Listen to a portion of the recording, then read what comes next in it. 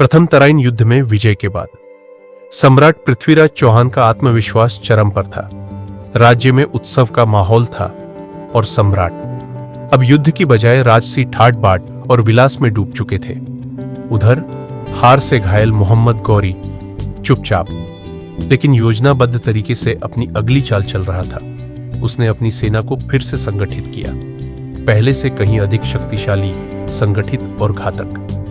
1192 ईस्वी में गौरी ने पुनः तराइन की धरती पर चढ़ाई की, इस बार अपने अपमान का बदला लेने। जब यह समाचार पृथ्वीराज को मिला, वह तुरंत युद्ध की ओर निकल पड़ा, लेकिन इस बार तैयारी अधूरी थी।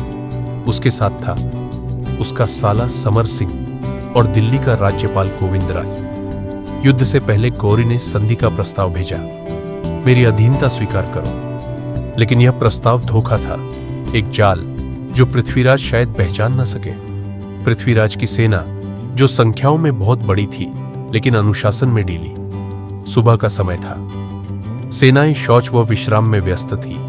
तभी तुर्क सेना ने हमला कर दिया। चौहान सेना में हड़कंप मच गया। 3 लाख सैनिकों और 300 हाथियों वाली सेना बिना तैयार हुए अचानक युद्ध में कूद गई। मुठभेड़ नहीं, यह एक तरफा वध था।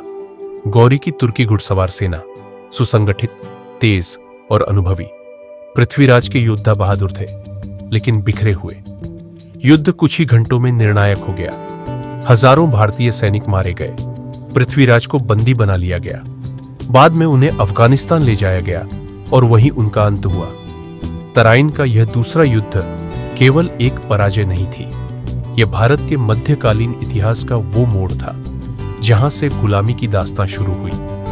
इतिहास यही सिखाता है कि हर विजय के बाद सतर्कता जरूरी है, क्योंकि शत्रु आपकी जीत से नहीं, आपकी लापरवाही से जीतता है। तराइन का दूसरा युद्ध सिर्फ युद्ध नहीं था, वो था भारतीय सामर्थ्य का पहला बड़ा पतन। और यही कारण है कि हर भारतीय को यह युद्ध याद रखना चाहिए, क्योंकि इतिहास भूलने वाले ही उसे दोहराते हैं।